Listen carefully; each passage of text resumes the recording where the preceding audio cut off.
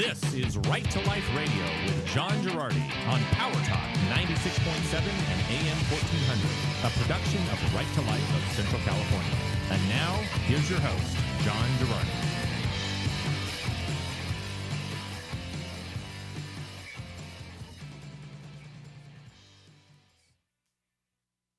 Thank you to the deep voice man, Jonathan Keller, and that mysterious other deep voice man announcing for D's-On Medicine. Hey. This is Right to Life Radio. Thank you all so much for listening. Jonathan Keller here with me as often. Jonathan Keller, the CEO of California Family Council. Welcome, Jonathan. I'm happy to be here. I'm so impressed. This is like a real pre-show sponsor reel. I know. It's like, a big name on this Power Talk station. Exactly. That's well, impressive. if you're and Dr. D's-On is a great guy, so definitely check him out if you're needing an urgent care clinic, if you're needing a doctor.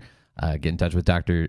Dominic D's-On. So next time you are in excruciating pain and don't know where to go, not Dr. Dominic Dijon. No. or Gray Poupon. Right. For that matter. D's-On. D's-On Medicine. All right. How do you spell that? Just out of curiosity. D-I-Z-O-N. For anyone who needs a doctor, he's a good guy. If you need a family doctor, he's the guy to go to. They've got an urgent care clinic. Definitely check out Dr. Dominic D's-On. All right. I want to talk about Dobbs v. Jackson Women's Health Organization. We've talked about it a number of times on the show. This is the case that the Supreme Court is going to hear in this upcoming term. Probably have oral arguments in October and issue a decision maybe about a year from now, roughly. We know, John, they're going to issue it the last possible minute just so that they can immediately escape to who was it that said, was it John Roberts that said he was looking forward to going to Malta to teach in a impregnable fortress or something? Oh, geez. No, it was some comment. I think it was in 2012 after the infamous Obamacare decision. Obamacare thing. Yeah. So he decides to go hide. Yeah. Anyway, the Supreme Court is going to take on this case, which is the best opportunity we've had in a long, long time to overturn Roe v. Wade. It's a very straightforward case. It's looking at a law that the state of Mississippi passed. Mississippi passed a law banning pretty much all abortions after 15 weeks of pregnancy. And that is clearly something that runs afoul of the court's prior Supreme Court precedents on abortion, Roe v. Wade and Planned Parenthood versus Casey. So if the court is going to take on this case, this is a golden opportunity to overturn Roe v. Wade. Roe v. Wade and Planned Parenthood versus Casey, one of the main things of their legacy is you cannot place an effective prohibition on abortion prior to fetal viability. Fetal viability is at the earliest, like 21 or 22 weeks. So this is well before the point of fetal viability. Obviously, Mississippi's law contradicts that. And so what Mississippi ought to do is ask the Supreme Court, please overturn Roe v. Wade and Planned Parenthood versus Casey. Planned Parenthood versus Casey and Roe. Casey is Roe v. Wade's sort of successor case, by the way, for those who might be confused about this. These are bad decisions. They are, obviously, you and I, Jonathan, think that the impact of Roe and of Planned Parenthood versus Casey is completely horrible. The legalization of abortion in all 50 states of the union for effectively all 9 months of pregnancy. But beyond that, it's also just really flat out bad law. It is creating a constitutional right to abortion that just does not exist in the Constitution and sort of creating it out of whole cloth. And at the very least, on those grounds, it should be overturned. So Robert George, who I've met him once, we like him a lot. Yes, we feel like we would be friends. I agree. I feel like you and Robert George would hit it off. I feel like he'd like you more than he likes me, frankly. I met him one time. I'm friends of several of his grad students. Yeah. I was going to say, you would be able to drop a lot more names than I would with Sharif Gergis and Ryan Anderson. I'd be able to drop like two and a half. Yeah. But like people that you actually know, and you did I went to two of his grad students married each other, and I went to their wedding. There you go. So anyway, and he was at the wedding. Yeah. So, anyway. There you go. Well, so and he's just in case people don't know, sneaky short Robert George. Yes, that's true. And by the way, Robert George, for those who don't know, he's a professor in the political science department at Princeton. Very conservative author, very Catholic author. I think he was the last conservative that they hired at Princeton. Probably. It was like, all right, that's the cutoff. After Robert George, we're done. But when we say conservative, we don't mean just by by Princeton standards. So he's not a complete Marxist. Like a Jack Donaghy Princeton conservative. No, he's like... he's genuinely very pro-life, a leader in the sort of new natural law movement of sort of legal and ethical theory. A very good guy, very prominent legal philosopher, political philosopher. And for those of you who don't follow him on Facebook, I encourage you, go follow his personal page where he posts phenomenal, insightful philosophical topics on, like you said, natural law, on abortion, euthanasia, etc. Yeah. And also very good Spanish wine recommendations. Okay. And videos of him must be nice playing the banjo, because he's originally from West Virginia. Yeah, and I think he was a Notre Dame grad. Undergrad. Maybe. You've got his Wikipedia up there. Yeah. You can figure it out. Swarthmore, Harvard, and then New College, Oxford for his PhD. I must have completely made that up. All right. Anyway, I just assume everyone who's cool went to Notre Dame. All right. Robert George, person I trust, person I like, wrote this piece in First Things where he is ominous piece. And an ominous piece in First Things where he is very alarmed about the Attorney General of Mississippi. Now, as I said, this case that's coming before the Supreme Court to challenge Roe v. Wade, called Dobbs v. Jackson Women's Health Organization. This is a Mississippi law that's being challenged in the courts. Because it's a Mississippi law, the Attorney General of Mississippi is charged with defending Mississippi laws when they are challenged in the courts. The Attorney General and the Solicitor General, and usually some states have some way of how those offices are arranged. So the Attorney General is in charge of it. Now, the Attorney General of Mississippi, as in many, I think almost all states, the Attorney General is popularly elected by the people of Mississippi. It's a political office. You run as a Democrat or as a Republican, and the Attorney General of Mississippi is Republican. Her name is Lynn Fitch. She is purportedly pro-life. Which one would assume if you are a Republican from the state of Mississippi. Yeah, it's kind of hard to not be. However, this story from Robert George is very distressing because apparently she is considering in her legal argument that she's going to present before the Supreme Court not trying to ask the Supreme Court to overturn Roe v. Wade. Look, John. And Planned Parenthood versus Casey. It's your first time in front of the court. You want to be polite. You want to be respectful. You don't want to ask for too much. You just... But again, it's a thing. So let me go through Robert George's piece. Okay. Lynn Fitch, the Attorney General. This is Robert George writing in First Things. Lynn Fitch, the Attorney General of Mississippi, faces the most consequential litigation decision of the last 50 years: whether to ask the Supreme Court to reverse Roe v. Wade, the 1973 case that created a right to elective abortion, striking down abortion prohibitions that had long been in place in the states. She should do exactly that. Roe must go. It is morally, and more to the point of the court, constitutionally indefensible, and has been from the moment it was handed down. Moreover, the statute Attorney General Fitch is defending, her state's law prohibiting elective abortion after 15 weeks of gestation, cannot logically be defended without asking the court to overturn Roe and the most important case following upon it, Planned Parenthood versus Casey. That is so for the simple reason that the statute is flatly inconsistent with those decisions. And that was true. That was the whole point of these states passing all of these laws, like, heartbeat bills, all of the heartbeat bills, really. The point of passing them was not because we thought they would go into effect. We knew they wouldn't. Right. We knew they were inconsistent with Roe and Casey. We wanted to pass them in order to provide a challenge. The Mississippi law has done that. We wanted to provide a challenge. I sound like an anime character. We want a challenge.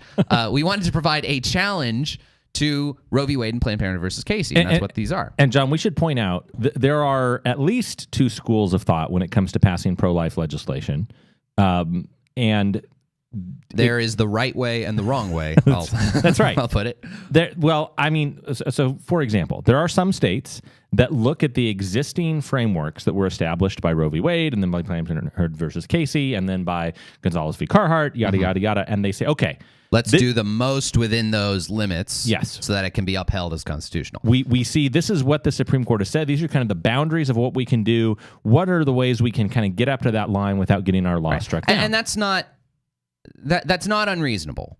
However, it's also the reality that we didn't know which way the Supreme Court was going to go during the 2016 election and onward. And and especially after Trump won in 2016, and especially after Anthony Kennedy resigned, and now even more especially after Ruth Bader Ginsburg died and was replaced by Amy Coney Barrett, we need to push the envelope and pass really aggressive laws, because this is the best this is the best scenario we can possibly hope to expect for getting the court to reverse Roe. Okay, unless you think that somehow Justice Breyer is not going to retire during the Biden presidency, and somehow a Republican will get elected in 2024 and a Republican Senate, and Stephen Breyer will die to give Republican appointees a 7-2 majority or something. Unless you think something outlandish like that's going to happen, this is the best opportunity we have to overturn Roe. However, here is the threat, because the whole fate of the legal pro-life movement, which has tried for 40-something years, 48 years, to overturn Roe v. Wade, is in the hands of what seems to me, from all outward appearances, to be a highly mediocre Republican Attorney General of Mississippi. And John, here's the thing: let me just read this one paragraph from George. This is the thing he is kind of sounding the alarm bell over. So far, however, George writes, Attorney General Fitch has not clearly indicated that she will request the reversal of Roe v. Wade and Planned Parenthood versus Casey in Dobbs v. Jackson Women's Health Organization, the case in which the Supreme Court has agreed to decide the constitutionality of the Mississippi statute. In a Wall Street Journal op-ed about that case, she wrote that the Supreme Court, quote, recognized a right to terminate pregnancy and qualified the point only by observing that the court has also held that, quote, the right is not absolute. She also wrote that she would ask the court, quote, simply to affirm the right of the people to protect their legitimate interests and to provide clarity on how they may do so. If this means that Attorney General Fitch accepts the existence of, quote, a right to terminate pregnancy, or even merely that she will not challenge this notion before the court, then the cause of constitutionalism and that of protecting innocent human life may suffer a catastrophic betrayal.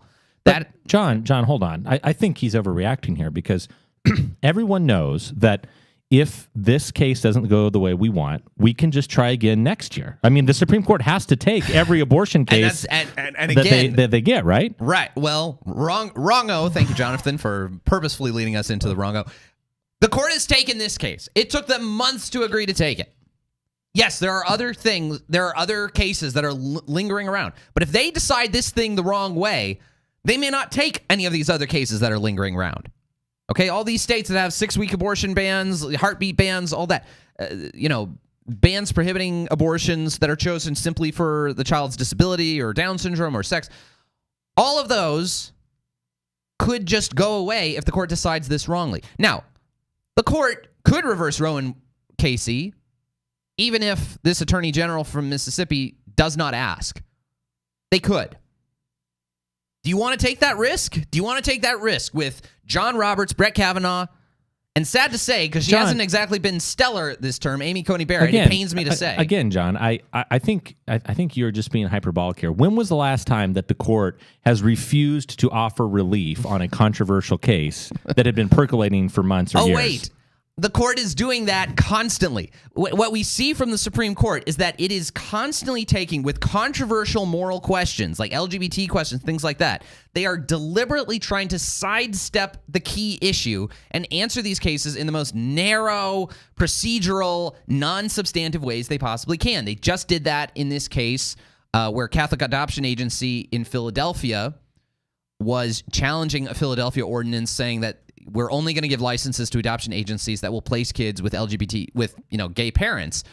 The Archdiocese of Philadelphia's adoption agency said, well, no, we're not going to comply with that.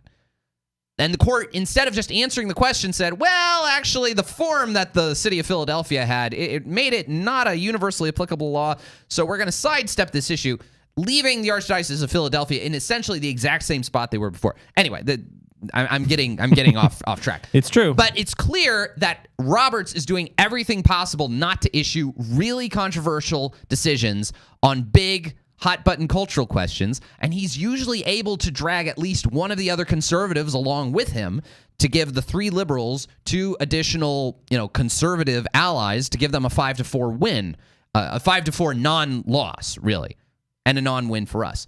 So if this attorney general, if this mother you-know-whatter doesn't ask the Supreme Court to overturn Roe v. Wade in a case involving an abortion law that's clearly not consistent with Roe v. Wade, this person should be loaded into a cannon and fired into the sun.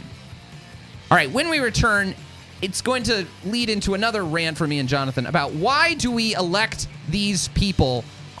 Why do Republicans elect these people? That's next on Right to Life Radio, right here on Power Talk.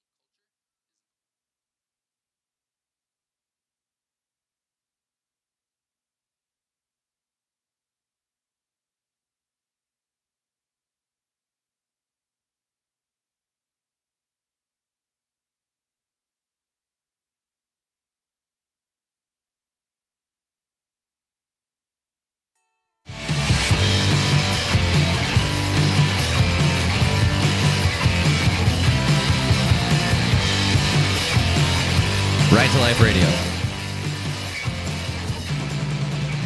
If you're wondering what that sound is, it's the sound of a single manly tear rolling down my face. Randy Travis. It's Randy Travis week here on Right to Life Radio. Randy Travis is about as good as you're going to get if you're talking 90s country music. Love Randy Travis. And we're going to have a bunch of Randy Travis tunes throughout the show today. The best bumper music in the greater Fresno area radio market, Right to Life Radio. Thank you all so much for listening. A production, as always, of Right to Life of Central California, rtlcc.org. All right, Jonathan. All right, I'm listening. There's a group of people that I am not going to love forever, and it's the Republican, the pool of Republican candidates. Now, the Republican Party has sort of allied itself, or let me put it this way. Pro-lifers have largely, I'm not saying every pro-lifer, and I want to acknowledge and thank the presence of Democrats for Life and wonderful organizations like that, and I wish both political parties were pro-life, frankly. Absolutely. And it would be a better country if they were. It certainly would be. Now, regardless, largely speaking, the Democratic Party is pro-choice, the Republican Party is pro-life. Most pro-lifers tend to vote Republican.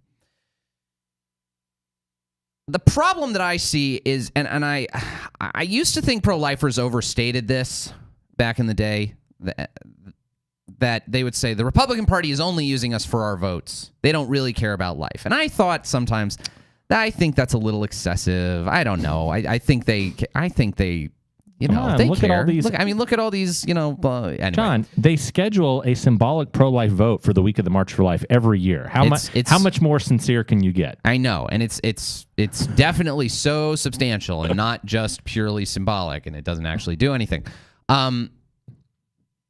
And I see this specifically in what we're talking about today, where apparently the Attorney General of Mississippi is giving these very vague signs about whether she is actually going to ask the Supreme Court to overturn Roe v. Wade, and is not exactly being clear on that topic, when it's like, That's the point of this case. You were elected because you were pro-life. You were elected to defend the laws passed by the people of Mississippi. They passed this law to limit abortion. Kind of like that meme, John, that says you had one job. And if so, this woman who's the Attorney General of Mississippi, and I almost feel like it's an instance of like, I don't know, if someone who's playing, college basketball for, I don't know, Boise State or something, all of a sudden finds himself on the floor for the NBA Finals. Like, it almost feels like a person who is out of their depth, woefully unprepared, who doesn't have the means to say, yeah, I have a really Loctite, airtight sense morally and constitutionally that Roe v. Wade is wrong. The Planned Parenthood versus Casey is wrong. This is the mission. This is the goal. This case is the fulfillment of 48 years of pro-life activity ever since Roe v. Wade came down in 1973. This is the moment we've been fighting for. I'm going to get the best and the smartest thinkers in the country to aid me in this lawsuit. Because let me tell you something.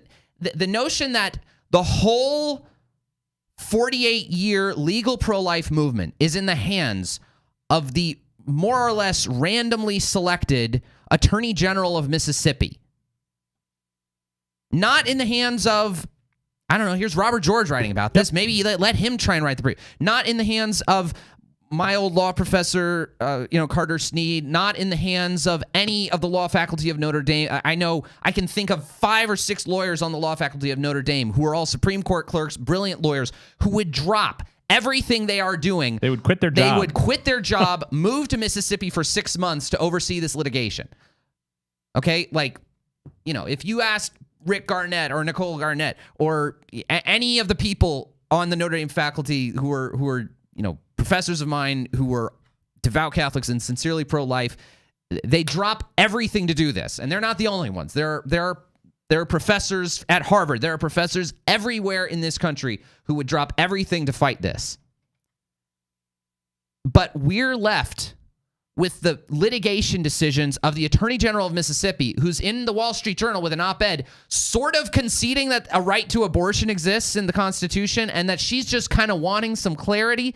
Bull bleep. Blah, blah, blah, blah. Bull bleep. I want, if the Attorney General of Mississippi does not ask the court to overturn Roe v. Wade, I'm extending this segment, Raphael. If the Attorney General of Mississippi does not ask for Roe v. Wade to be overturned, I will move to Mississippi just so I can vote against her. The first campaign donation I will ever give in my life is to whoever runs against this person. If she screws up what could be the most important Supreme Court case since Roe, a case that should go down with Brown versus Board of Education or whatever, as a great case that reversed a great moral wrong in our country.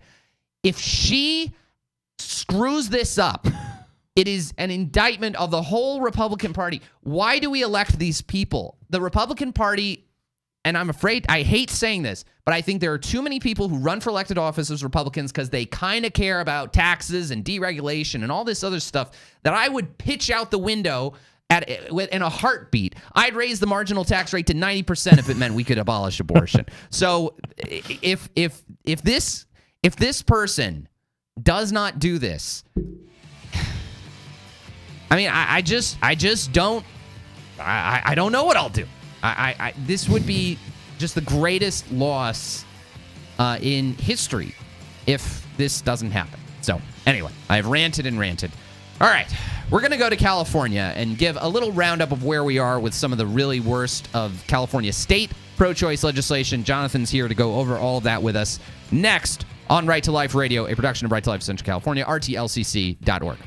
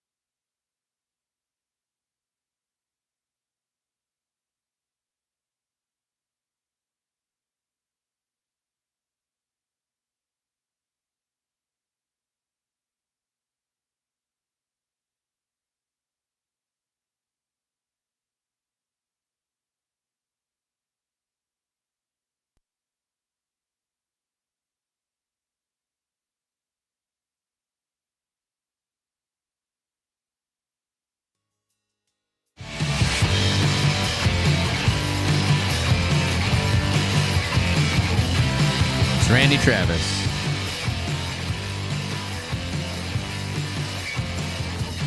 Thank you so much for listening to Right to Life Radio, a production of Right to Life of Central California, rtlcc.org. I apologize in advance for all of you in the audience who are crying manly tears because of Randy Travis's beautiful, silky voice. I'm sorry. I'm sorry for what this does. I didn't realize you were such a country music fan. Classic country. I dabble. Yeah, I dibble and I dabble. You were not born, but you do live in Clovis and have lived there for the majority of the last 20 years. I have lived in Clovis pretty much since I was 3 years old, albeit with a brief 9-year stint at Notre Dame. Yeah, and although during the 7 years at Notre Dame, my legal official residence was still Clovis, California.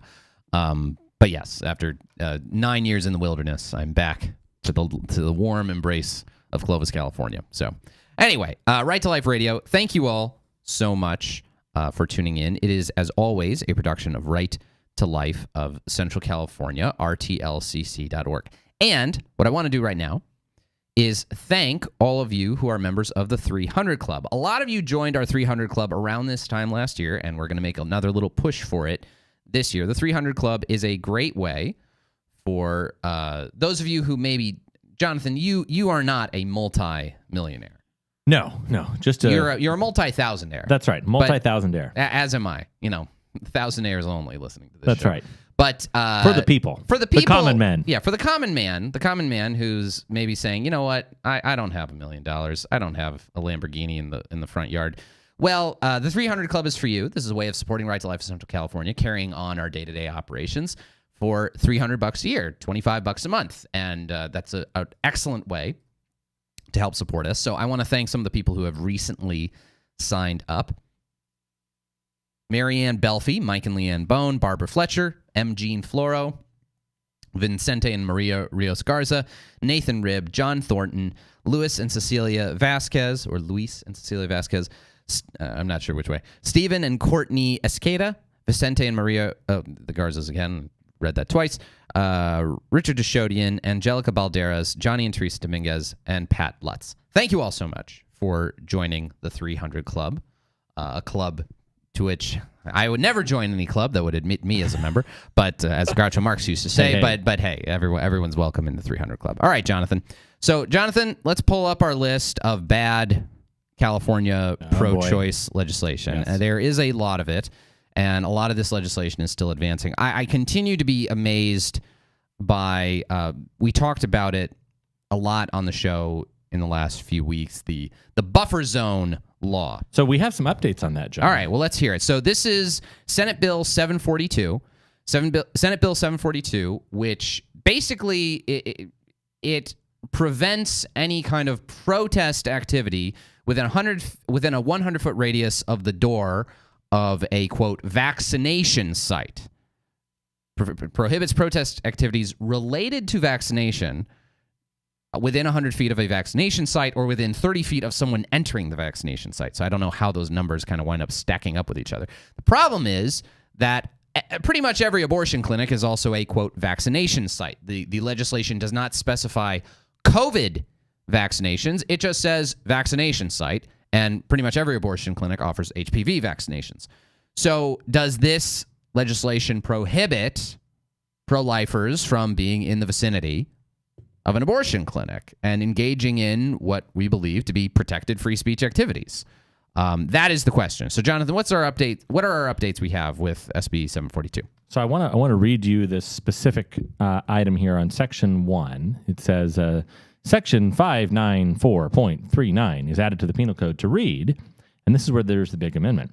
It now says, it is unlawful to knowingly approach within 30 feet of any person while the person is making the approach within 100 feet of the entrance of a vaccination site and is seeking to enter or exit a vaccination site or any occupied motor vehicle seeking entry or exit for the purpose of obstructing, injuring, harassing, intimidating, or interfering with that person or vehicle occupant in conjunction with any vaccination services. Now, this is the big change.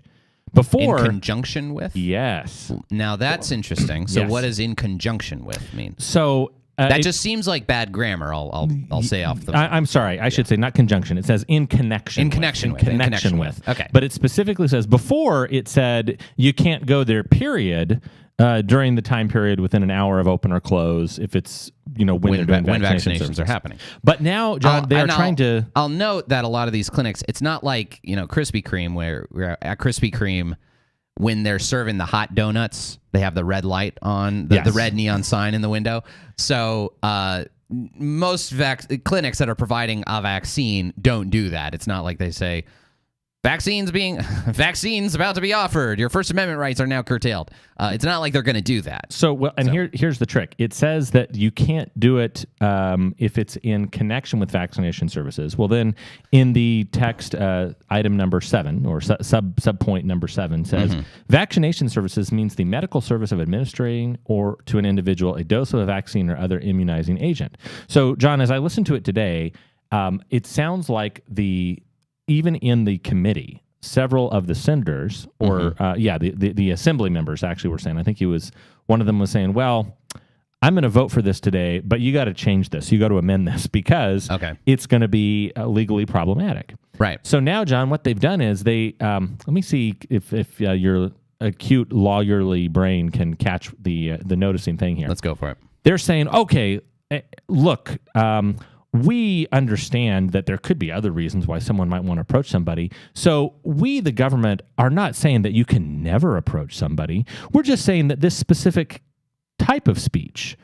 is unacceptable. I mean, I guess you could say that the content of the leaflet, handbill, sign, or oral protest, education, or counseling, it's just the content that we're trying to prevent. Right, exactly. So this is the obvious problem that Jonathan's pointing out, is that they are prohibiting approaching someone to, quote, harass them. And by the way, we should note how they define harassment in this bill. The way they define harassment includes approaching someone with a leaflet, approaching someone with a handout, with some kind of informational brochure, talking with someone. Okay. None of us would think of that as harassment. If it's persisting after you say stop, then it kind of can become harassment. But just this bill defines the very act of approaching someone with a pamphlet as harassment itself. So it prohibits that, quote, in connection with vaccines. Now, on a certain level, we at Right to Life of Central California don't care about something being in violation of the First Amendment right to freedom of speech purely because of, purely as a First Amendment question. I mean, right to life, prefer our First Amendment rights not to be trampled on here. Right to life. We're a pro-life organization. We're not a First Amendment defense organization. What Jonathan's pointing out is that the content of the speech is being targeted by the government here. If you're approaching in connection with vaccines, then that's illegal. Well, if you approach someone in connection with, hey, what's the time, or what's the weather? What's the weather going to be in a week, or what do you think about the Bulldogs? Are they going to beat Boise State this year? That's all legal to do. So this is a content-based restriction on speech. One could very clearly argue, and the government imposing a content-based restriction on speech on a public sidewalk, where otherwise you're able to engage in all kinds of speech, is almost always unconstitutional, okay? What I am concerned about is that key phrase in the law, in connection with vaccines. I don't know what it means. Clearly, the members of the California State Assembly don't seem to really know what it means, and they're doing this stupid thing that our legislature does. Boy, I'm really ranting today. I'm just in a bad ranty mood. I know. These kids keep waking me up early, man. You ate your Wheaties this morning. Yeah, well, what the California State Legislature constantly does is it's controlled by one party, and they don't want to offend each other, and they're nice to each other. So they'll say, boy, this bill has a lot of problems. I'm going to vote to advance it through this committee anyway, but you should really fix this before. Like, if you don't think it's a good bill, don't vote for it. If it's problematic, don't vote for it.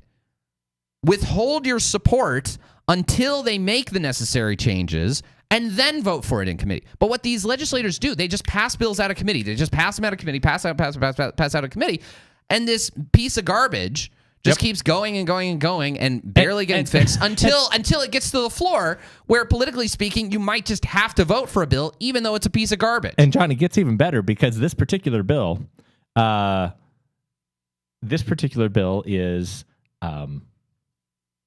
a urgency measure. Yeah, so it'll go into effect the minute the governor signs it. If he signs it, yeah. Which means that they are worried, saying this is possibly unconstitutional, but we're going to get it into effect anyway. It's not like we're going to allow it to percolate. We're going to wait to see. There's not really any discretion. It's not saying we delegate some of this enforcement to an agency. No.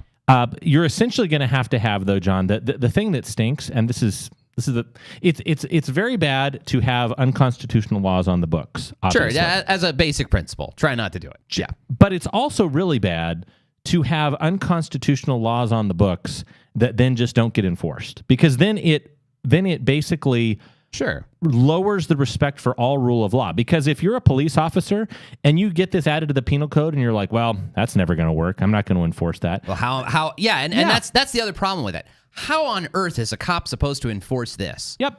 I mean, I don't even, because that's the thing. Like, I don't like this bill because I'm afraid it could totally wreck our ministry, but I don't know. I mean, are we there, quote, in connection with vaccine services? Not really. I mean, we don't like Planned Parenthood, and they offer some vaccines, but the vaccines aren't the thing that we don't like about Planned Parenthood. Right. It's the abortion.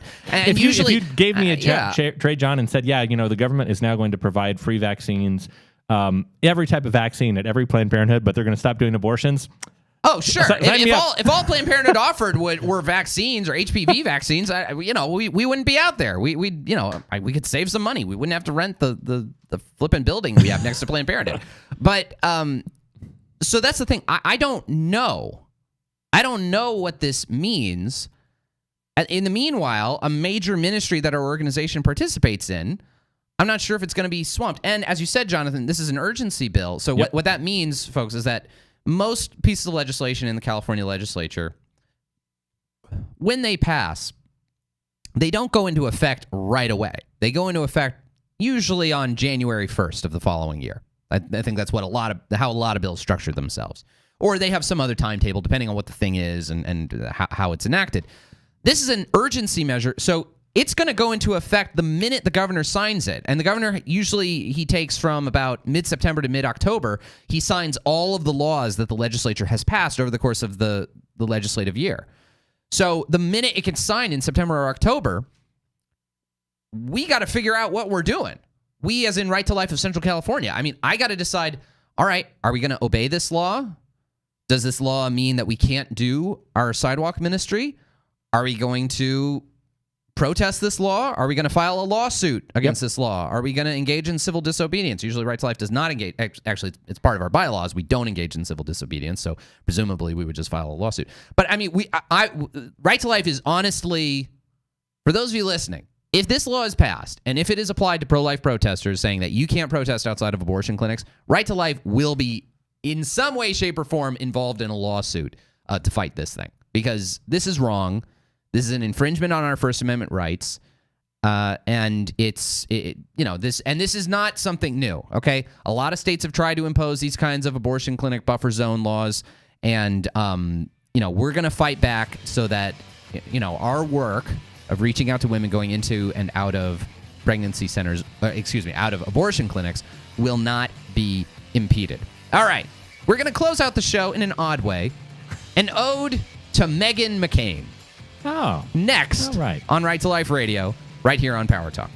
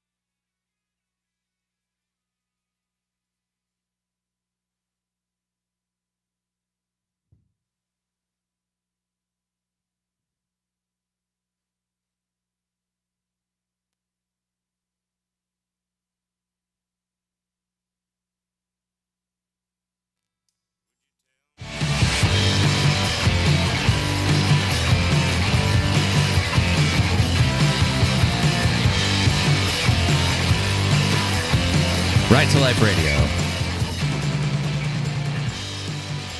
We told you so, folks. We told you that you would be crying manly tears listening to the show this week with Randy Travis crooning so beautifully for us. Anyway, thank you all so much for listening to Right to Life Radio. Jonathan, it's been very special to do the show with you today. That's right. There you go. I like some Randy Travis. I mean, it's not my favorite, but he's a good. A lot better than all the new bro country that they have. Oh, gosh. Faux country. Randy Travis is one of those guys where you listen to one of his songs and you're like, oh, yeah, how delightful. Yeah, that's true. I've been having you that don't have to moment turn it down if the kids are in the car. No, I've been having that moment this week. Anyway, I'm going to end the show on an odd note. An ode to Meghan McCain. Now, you'd be thinking, Meghan McCain? You mean John McCain's daughter? Yes, John McCain's daughter. You mean the gal on The View? Yes, I mean the gal on The View. Well, formerly on The View. So, Meghan McCain is leaving The View. And I wanted to end the show with a thought that I had. Almost all of this show is just the result of thoughts I splurred. I splurred out on Twitter. So follow me, twitter.com @FresnoJohnny twitter.com/FresnoJohnny @FresnoJohnny. Meghan McCain was like the token conservative person on The View. Okay, they usually have 4 yammering banshees. I mean, intelligent women who. Well, it's 3 plus Meghan McCain. It was 3 plus Meghan McCain. Anyway, she was the token conservative on The View, and Meghan McCain. I would assume that the one conservative you would have on a very left-leaning show like that is going to be kind of a pushover conservative. I mean, the conservative analyst.